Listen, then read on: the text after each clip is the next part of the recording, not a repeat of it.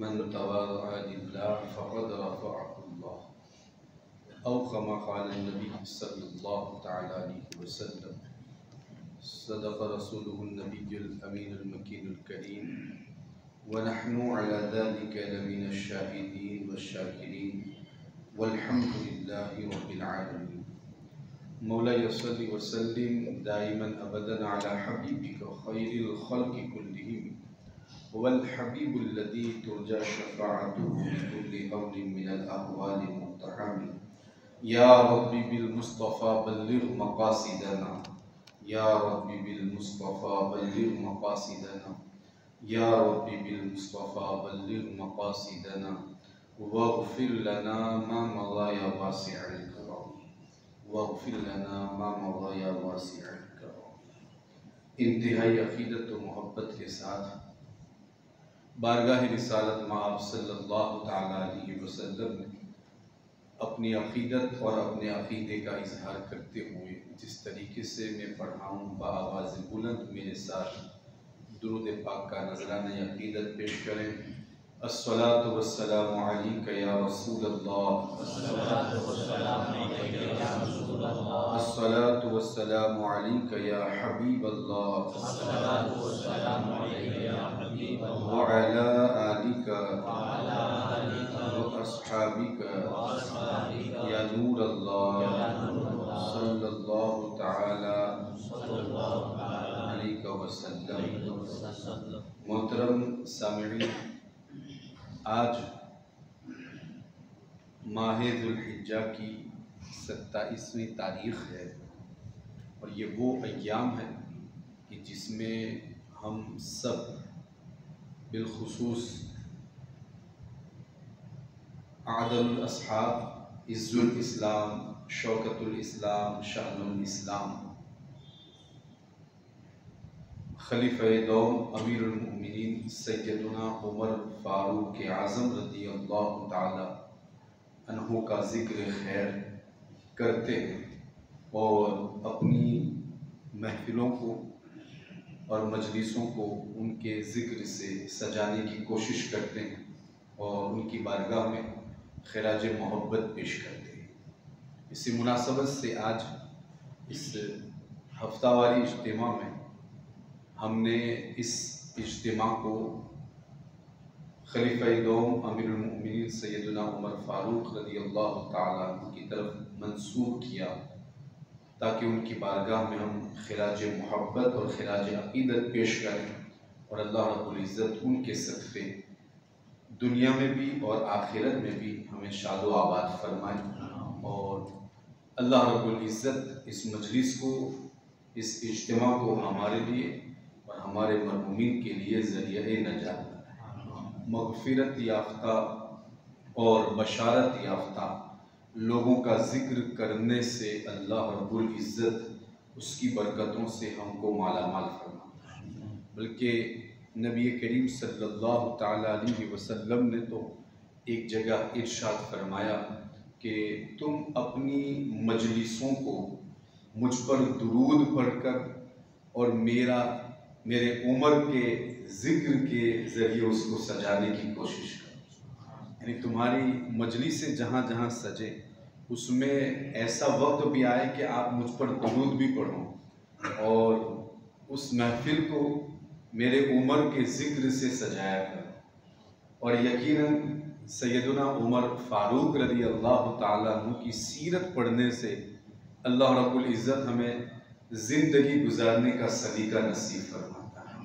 सैयदुना उमर फ़ारूक रज़ियल्लाहु ताला अन्हु ये बहुत बड़े सहाबी रसूल गुज़रे हैं, बल्कि अमीरुल मोमिनीन भी रह चुके हैं और सैयदुना अबू बकर सिद्दीक़ रज़ियल्लाहु ताला अन्हु के बाद आप ही को मसनद खिलाफत पर बिठाया गया और आप ही ने इस्लाम की दौड़ को संभाला और इस्लाम को दूर दराज इलाकों तक पहुँचाया।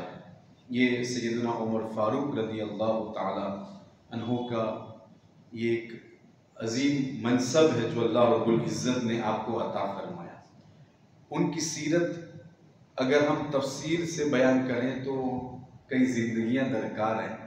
अल्लाह रब्बुल इज़्ज़त ने आपको बेशुमार औसाफ़ हमीदा से मालामाल फरमाया।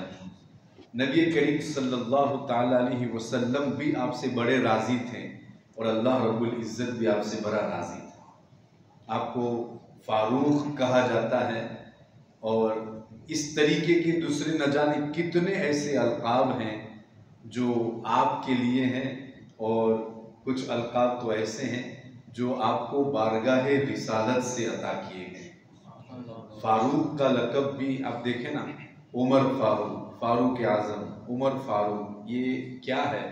ये वो तमगा है जो अल्लाह के रसूल सल्लल्लाहु ताला अलैहि वसल्लम ने आपको अता फरमाया।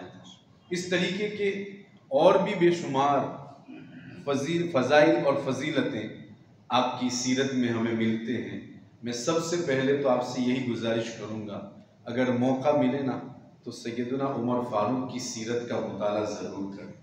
उनकी सीरत से हमें कुछ मिले या ना मिले, आजिज़ी और इंकिसारी ज़रूर मिलती है, और ये वो वस्फ़ है जो अल्लाह रब्बुल इज़्ज़त को भी बड़ा पसंद है।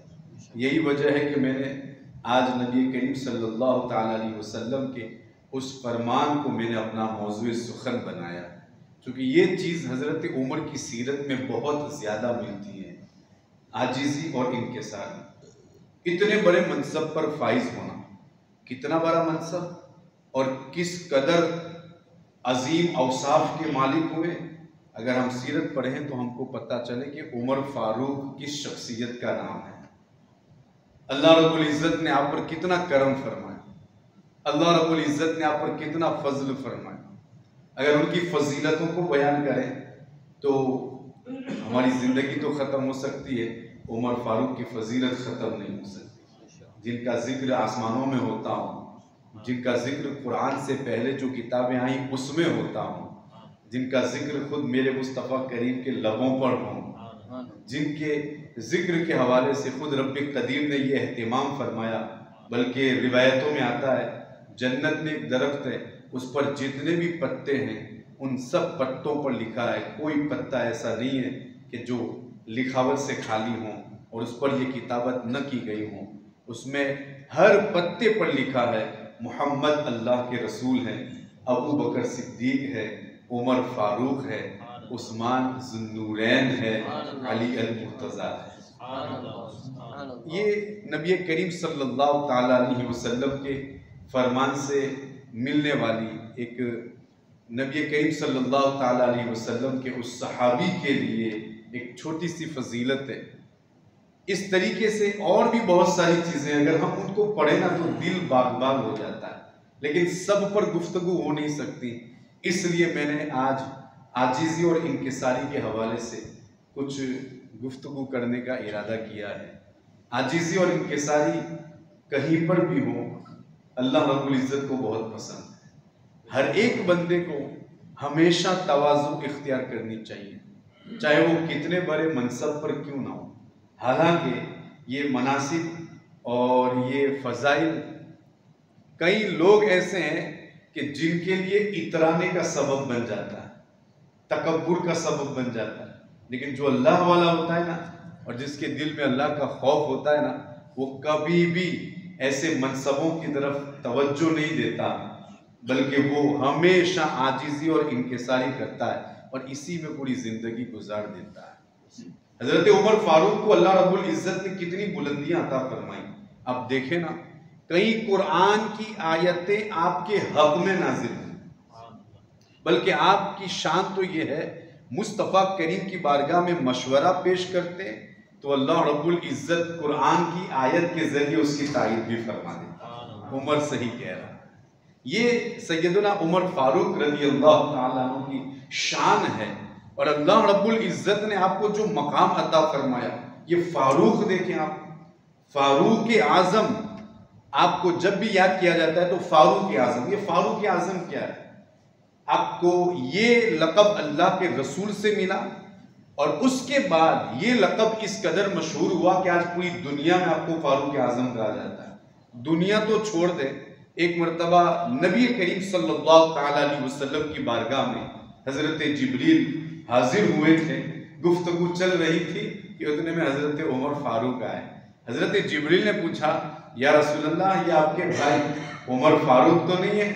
कहा हाँ, ये वही है, उमर ही है। जब वो करीब आ गए तो हजरत जिब्रील ने कहा, यानी मुस्तफ़ा करीम ने पूछा, क्या मेरे इस उमर को आसमानों में भी किसी नाम से याद किया जाता है और किसी लक़ब से याद किया जाता है? तो हजरत जिब्रील ने उस वक्त बेसाख्ता कहा, या रसूल अल्लाह सल्लल्लाहु तआला अलैहि वसल्लम, हाँ, जिस तरीके से उमर को दुनिया में याद किया जाता है, आसमानों में फरिश्ते उसको याद करते हैं। दुनिया में उसको उमर कहा जाता है, आसमानों में उसको फारूक कहा जाता है। ये फारूक क्यों कहा जाता है? अब फारूक इसलिए कहा जाता है कि इनकी वजह से अल्लाह रब्बुल इज्जत ने हक और बातिल में फर्क पैदा कर दिया था। आपसे खुद पूछा गया, आपको फारूक क्यों कहा जाता है? क्या ये मामूली लक़ब है? फारूक, फर्क करने वाला, जुदा करने वाला। किसको जुदा करने वाला? हक को बातिल से जुदा कर देने वाला। ये हक है और ये बातिल है। आपसे पूछा गया कि आपको फारूक क्यों कहा जाता है? उस वक्त उन्होंने खुद कहा कि एक वक्त वो था कि रोए ज़मीन पर मुस्तफ़ा करीम मुझको पसंद नहीं थे और मैं उनसे मोहब्बत नहीं करता था, और उस वक्त मैं ईमान भी नहीं लाया था, कि फिर अल्लाह रब्बुल इज़्ज़त ने चाहा कि मैं ईमान ले आऊं और मेरे मुस्तफ़ा करीम ने भी दुआ फरमाई।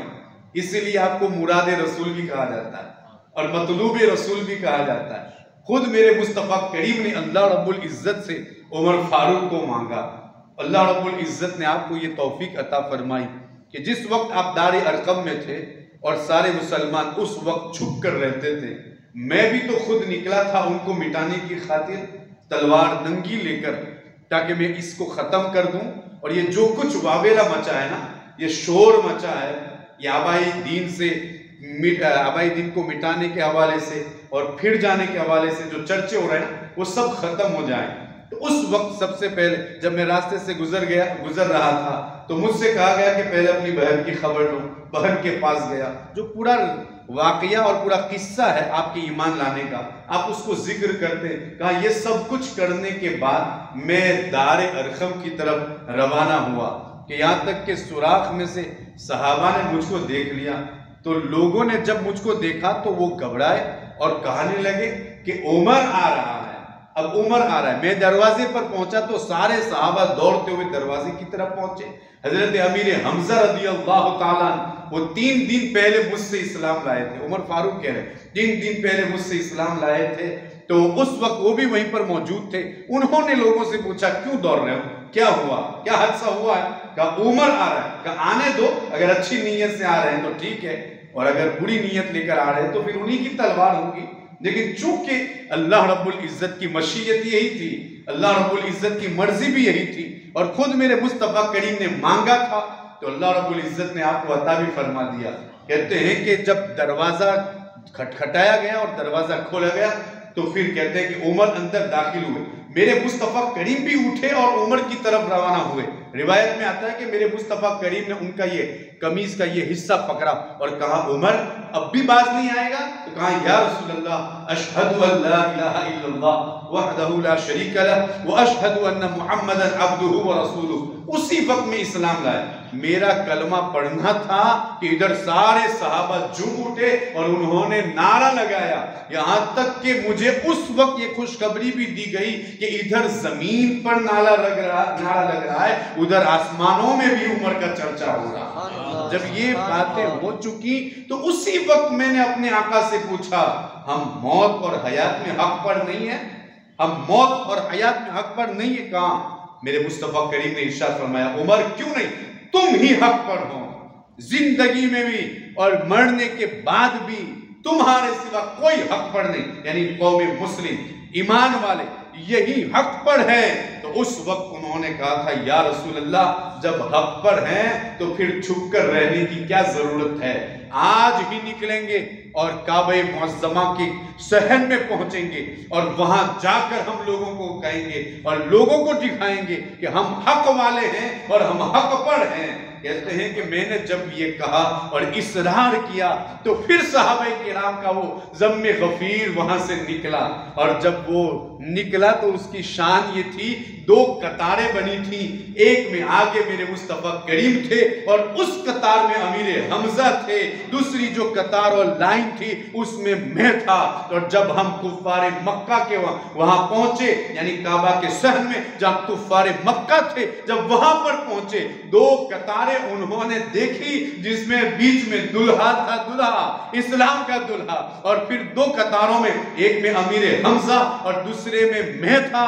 हम दोनों को देखकर सारे कुफ्फार के दिलों में हैबत और खौफ बैठ गया, यहां तक कि वो कुछ न कर सके, और हमने वहां पहुंचकर इस्लाम का ऐलान किया और इस्लाम का झंडा लहराया। और यही वजह है, उसी वक्त मेरे मुस्तफा करीम ने सबके सामने मुझसे कहा था, उमर आप फारूक है, फारूक, कि आपने हक को बातिल से जुदा कर दिया।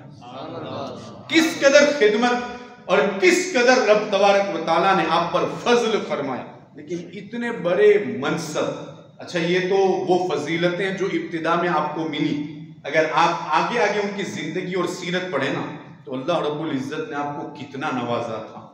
मजलिस से सजती थी, उसमें मेरे मुस्तफा करीम खुसूसी जिक्र फरमाते थे हजरत उमर फारूक का।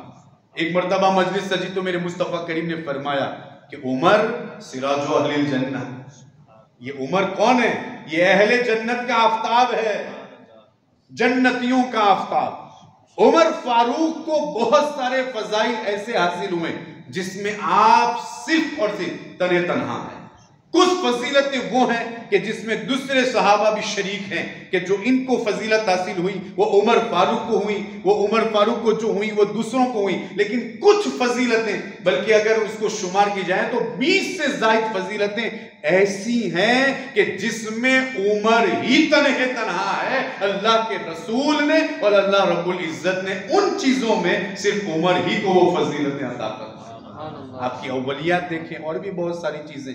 और फिर जब हजरत अबू बकर सिद्दीक इस दुनिया से तशरीफ ले गए तो आपको मनसबी खिलाफत पर फाइज किया गया। ये कितना बड़ा मनसब। आज हमारे यहाँ अगर कोई एमएलए बन जाता है या फिर उसके नीचे काम करना भी नसीब हो जाता है ना, तो ऐसे इतराता है ना, ऐसे इतराता है गोया कि अब वही सब कुछ है, उसके अलावा कुछ भी नहीं। लेकिन यहां पर हजरत उमर फारूक, वो उमर फारूक के जिनको अमीरुल मोमिनीन, मोमिनों का अमीर कहा जाता है, अमीरुल मोमिनीन, इतने बड़े मनसब पर फाइज होने के बावजूद भी अगर हम अपनी जिंदगी, उनकी जिंदगी को पढ़ें, उनकी जिंदगी को देखें ना, तो सबसे ज्यादा तवाज़ो करने वाले आप नजर आ रहे। सफर पर रवाना हुए, मिट्टी जमा की मिट्टी पर सो गए, लेकिन ये मनसब आड़े नहीं आया कि उमर तू तो खलीफा है, खलीफा, तू तो हाकिम है, हाकिम, तेरे लिए तो गद्दे होने चाहिए, तेरे लिए तो ये होना चाहिए। बल्कि आपकी तो शान ये है, मिट्टी पर सोना नसीब हो गया तो सो गए, और ईंट मिल गई तो उसको तकिया बना लिया। इस कदर आजिजी और इंकिसारी। और अल्लाह रब्बुल इज्जत हमें छोटा सा मकान दे देता है ना, तो हम इतने इतराते हैं कि अल्लाह अकबर, जहां जाते हैं उसका चर्चा होता है। हाँ, अगर शुक्र के तौर पर है तो ठीक है, अल्लाह रब्बुल इज्जत इससे राजी होता है। लेकिन अगर फख्र के तौर पर है कि मेरे पास ये है, मैं ऐसा हूं वैसा हूं, तो ये चीज अल्लाह को पसंद ही नहीं है। अल्लाह को जो सबसे ज्यादा पसंद है वो तवाज़ो है, तवाज़ो।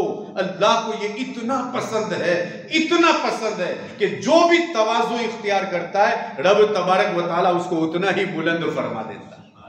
इतना ही, जो इतराता नहीं है, जो तकब्बुर नहीं करता। तवाज़ो कहते हैं उसे, जब किसी को तवाज़ो हासिल हो जाए ना तो उसके दिल में तकब्बुर और किब्र ये बाकी नहीं रहता, बल्कि वो इससे खाली हो जाता है और अपना हर काम अल्लाह की रिजा के लिए करता है, हर काम अल्लाह की रिजा के लिए।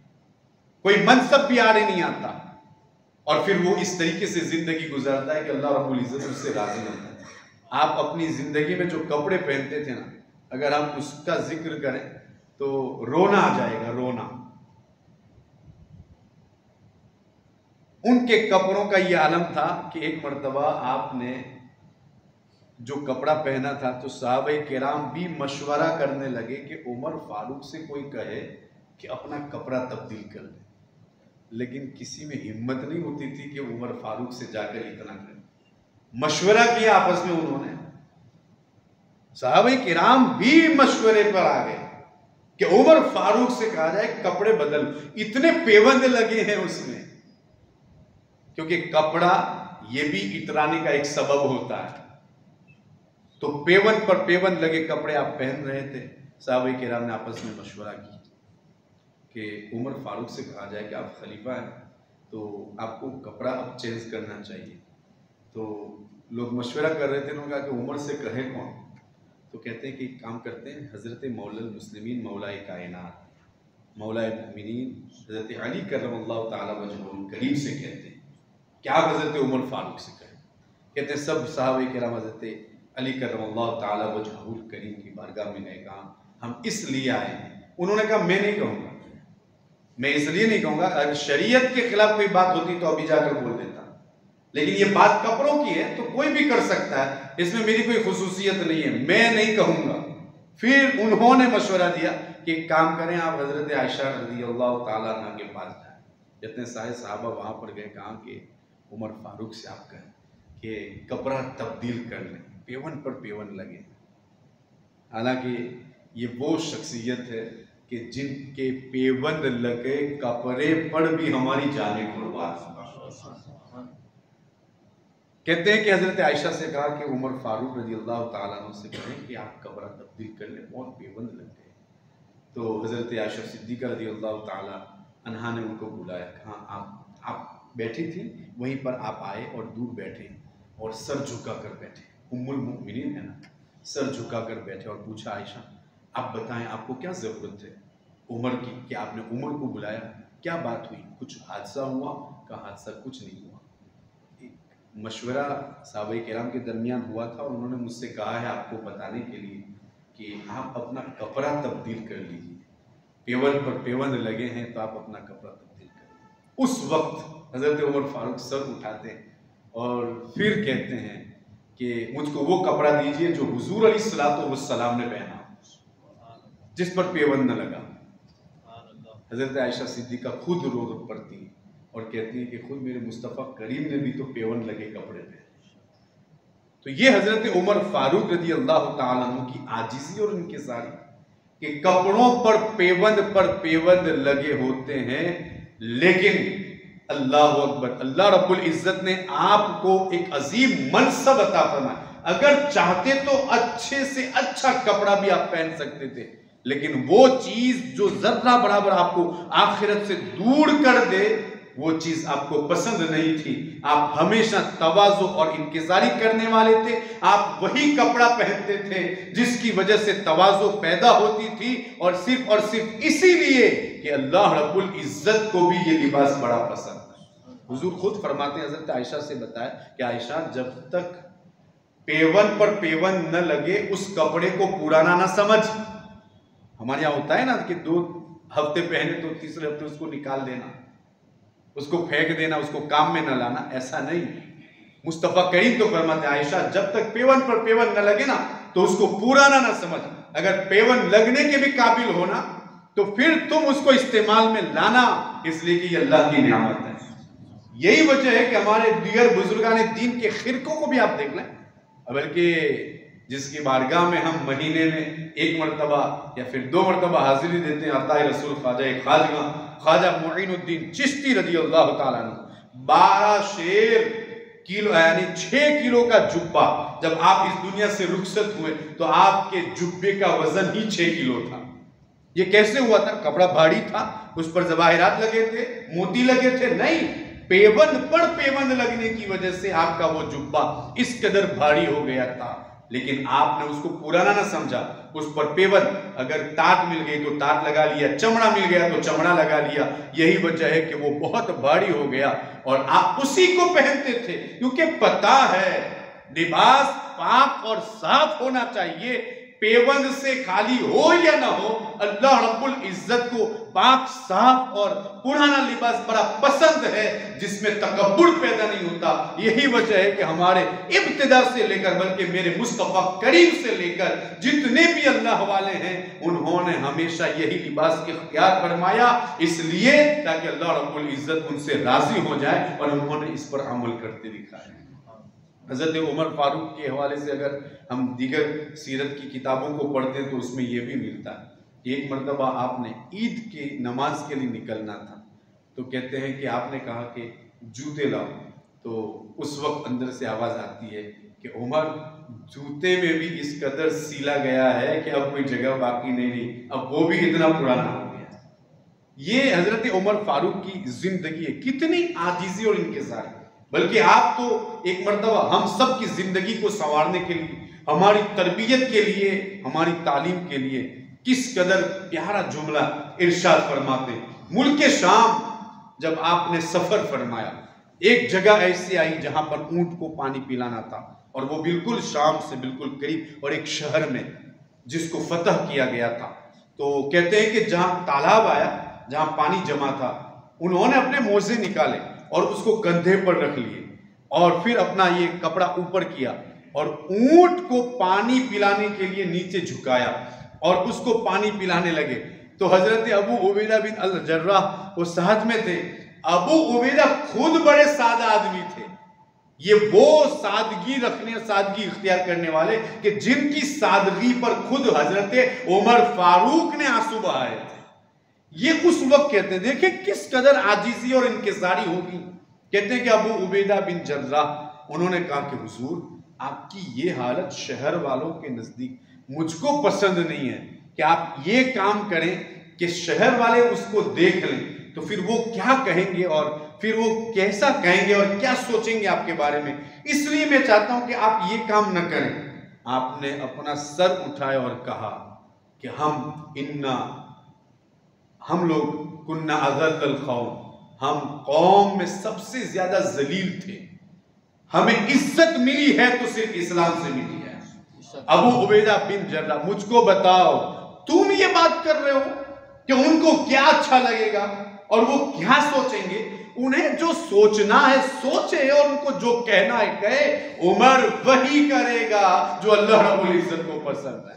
हम जलील कौम थे, हमको इज्जत अगर मिली है तो मजहब इस्लाम की वजह से मिली है और हम इन काफिरों की सोच की बुनियाद पर और इनके लफ्जों की बुनियाद पर हम अपनी जिंदगी का रवैया बदल दें, अपनी जिंदगी को तब्दील कर दें और इज्जत तलब करें उस चीज में जो इस्लाम के अलावा में हो। सुनो अबू उबैदा, सुनो, इस्लाम के अलावा में अगर कोई इज्जत तलब करता है, अल्लाह रब्बुल इज्जत उसको इज्जत नहीं देता, उसको जलील कर देता है, और जो इस्लाम में इज्जत तलब करता है, अल्लाह रब्बुल इज्जत उसको बुलंद फरमा देता है। हालांकि अबू उबैदा बिन जर्राह खुद सादा आदमी थे।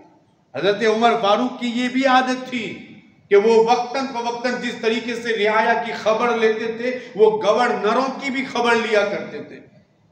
जब मुल्क के शाम पहुंचे तो वहां का जो इलाका था वो बड़ा जरखेज था और लोगों के यहाँ अशिया की फरावानी थी और बहुत सारी चीजें मुहैया थी जो दूसरे इलाकों में नहीं थी। उस इलाके को देखकर हजरत उमर फारूक को खुद बेचैनी हो गई कि जरा देखें कि यहाँ रियाया का ये आलम है, तो फिर कहीं पर गवर्नर तो इस दुनिया से चूंकि दुनिया में नहीं घिर गया है, उसकी मोहब्बत उनके दिल में पैदा नहीं हो गई और आखिरत से कुछ गफलत तो नहीं बरतते। कहते हैं कि उन्होंने जब ये सोचा तो फिर उन्होंने देखना चाहा कि अबू उबैदा बिन जर्राह का क्या हाल है। तो कहते हैं कि अबू उबैदा, मैं तुम्हारा घर देखना चाहता हूँ, मुझे तुम्हारे घर का मेहमान बनना है। अबू उबैदा बिन जर्राह ने कहा, हुजूर क्या कहेंगे और क्या करेंगे मेरे घर आकर, आप ना आए तो बेहतर है। अब हजरत उमर फारूक की तो तरफ और बढ़ी, क्यों मना कर रहे हैं, कहीं ऐसा ना हो कि मैं देख लूं और वो अच्छे में रहते हों, अच्छा घर हो और वो मुझको दिखाना नहीं चाहते। फिर कहा ना मैं तो आऊंगा। कहा हुजूर आंख से आंसू के अलावा कुछ हासिल नहीं होगा। कहा नहीं मैं तो आऊंगा। जब बहुत बड़ा इसरार किया तो कहते कहा हुजूर तशरीफ ले जाए। हजरत उमर फारूक हजरत अबू उबैदा बिन जर्राह के साथ पहुंचे तो एक छोटी सी झोपड़ी थी, उसमें दाखिल हुए जिसमें कुछ नहीं था, एक मुसल्ला था, एक मुसल्ला था, उसके अलावा कुछ नहीं। नजर ही नहीं आ रहा था। तो हजरत उमर फारूक रज़ी अल्लाह ताला अन्हु ने अबू उबैदा बिन जर्राह से पूछा कि अबू उबैदा तुम्हारा बिस्तर कहाँ है? कहा यही मुसल्ला मेरा बिस्तर है, रात में नमाज के लिए खड़ा होता हूँ, जब तक ताकत रहती है नमाज पढ़ता हूँ, फिर इसी पर आराम कर लेता हूँ। ये इनकी सादगी बयान कर रहा हूँ जो हजरत उमर के नीचे है, और हजरत उमर की खिलाफत में उनके गवर्नर हैं। हजरत उमर फारूक रज़ी अल्लाह ताला अन्हु के गवर्नर हैं, उनकी हुकूमत के गवर्नर हैं। बस इसी पर आराम कर लेता हूँ, यही मेरा मुसल्ला है जिस पर मैं नमाज भी पढ़ता हूँ, मैं आराम भी करता हूँ। कहा अबू उबैदा खाते क्या हो? तो आपने ऊपर हाथ किया ना, तो ऊपर एक कटोरा रखा था जिसमें रोटियां भीगी हुई थी पानी में। कहा इसी को खा लेता हूं। कहा इसको खाते हो? कहा चूंकि मुझे वक्त नहीं मिलता, मैं रोटियां बना लेता हूं किसी के पास। जब रोटियां बनती हैं, जब तक वो क्या कहते हैं खा सकता हूं, नरम रहती हैं तो खाता रहता हूं, और जब वो कड़क हो जाती है तो पानी में भिगा देता हूं, फिर खाता हूं। हजरत उमर फारूक रोते हैं, इतना रोते हैं, हिचकी बन जाती है। और फिर आप कहते हैं कि अबू उबैदा, दुनिया की रंगीनियों ने आपको नहीं बदला, आपको नहीं बदला। ये इनकी सादगी का बयान और इनकी सादगी की ये बातें, तो आप अंदाजा लगाएं कि हजरत उमर फारूक कितने सादा हो। जो आजिज़ी और इनकिसारी करता है ना, वो हमेशा अपने लिए नहीं, वो दूसरों के लिए जिंदगी गुजारता। यही वजह है कि हजरत उमर फारूक की जिंदगी भी जब मनसब खिलाफत पर फाइज हुए ना, तो उस वक्त अक्सर रियाया के लिए आपने जिंदगी गुजारी। रात को घूमना, उनकी खबरगिरी करना, कौन क्या कर रहा है ये कौन करेगा यार? एक एमएलए के बगल में रहने वाले का पता उसको नहीं होता, लेकिन उमर ये कहते हैं, देखें इनकी तवाज़ुन, कि ये सब कोशिशें इसलिए की जा रही हैं, मुझे इस बात का खौफ है कि दूर दराज इलाके में अगर बकरी का बच्चा भी मर गया ना भूख से, तो कल मैदान क़यामत में अल्लाह मुझसे पूछाएगा कि उमर ये क्या किया था। रात को निकलते हैं खबरगिरी के लिए, जिसको जो जरूरत होती है। बल्कि रिवायतों में आता है हजरत उमर फारूक रज़ी अल्लाह ताला अन्हु रात में बोरियां, अनाज की बोरियां लेते थे और उठाते थे और देखते थे कि कौन जरूरतमंद है, कौन भूखा है, उसके घर जाकर वो पहुंचा देते। कौन करेगा ये वही करेगा ना जिसके अंदर तवाज़ो हो, आजिज़ी हो, इनकिसारी हो, लिल्लाहियत हो, हक की खातिर जिंदगी गुजारना जिससे नसीब हो, अल्लाह रब्बुल इज्जत को राजी करना जिसको नसीब हो, वो यही करेगा। बल्कि रिवायतों में आता है कि जो माल सदके का आता उसमें ऊंट भी होते, तो ऊंट को कभी कभी जरूरत पड़ती कि उनको तेल मालिश किया जाए। हजरत उमर फारूक रज़ी अल्लाह ताला अन्हु के बारे में हजरत अहनफ बिन कैस कहते हैं कि एक मरतबा मैं वहां से अपने वफद के साथ गुजर रहा था, तो मैंने देखा कि हजरत उमर फारूक कड़ी धूप में सर पर कपड़ा रखे हुए ऊंट को तेल मालिश कर रहे हैं।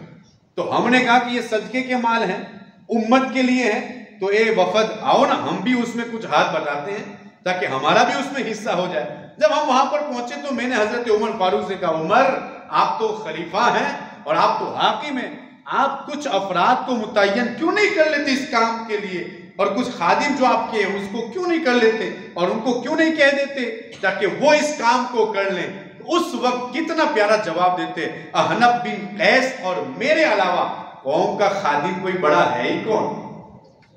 हम दोनों से बढ़कर कौम का खादिम कौन है? हम खलीफा हुए हैं, हम हाकिम हुए हैं, तो ये खलीफा और हाकिम नहीं बल्कि हमें अल्लाह रब्बुल इज्जत ने कौम का खादिम बनाया। तो आज उनकी ये सीरत उन लोगों के लिए भी बड़ी दर्स फराहम करती है जो मनसब पर फाइज होते हैं, चाहे वो किसी भी मनसब पर हो, तौलियत का मनसब हो, चाहे कोई भी मनसब हो, कि वो कौम का खादिम होता है, वो उनकी खबरगिरी करने वाला होता है।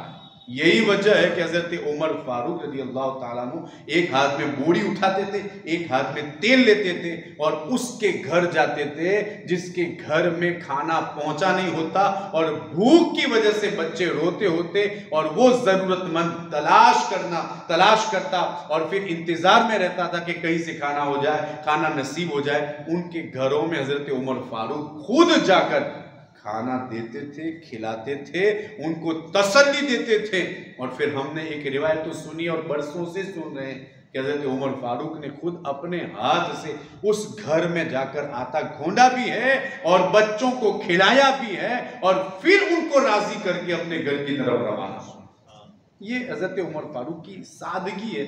अगर इस सादगी पर भी अगर बहुत कुछ बोला जाए तो इसके लिए कई वक्त दरकार है। इस इज्तिमा का और आज की इस महफिल का सबसे बड़ा दर्स ये है कि हम सब को अल्लाह रब्बुल इज़्ज़त की बारगाह में तवाज़ु और इनकिसारी इख्तियार करनी चाहिए। इसलिए कि जो बंदा तवाज़ु इख्तियार करता है अल्लाह रब्बुल इज़्ज़त उसको रिफ़अतें अता फरमाता है। अगर किसी को बुलंद होना हो और किसी को बड़ी इज्जत हासिल करनी हो तो फिर तकब्बुर से वो इज्जत मिलने वाली नहीं, फख्र और गुरूर से वो इज्जत मिलने वाली नहीं। मेरे मुस्तफ़ा करीम का ये फरमान हमारे लिए बस काफ़ी है, मन तवाज़ा लिल्लाह फ़क़द रफ़अहुल्लाह औ कमा क़ाल नबी सल्लल्लाहु तआला अलैहि वसल्लम, कि जिसने अल्लाह के लिए तवाज़ु इख्तियार की अल्लाह रब्बुल इज़्ज़त उसको बुलंद फरमा दे।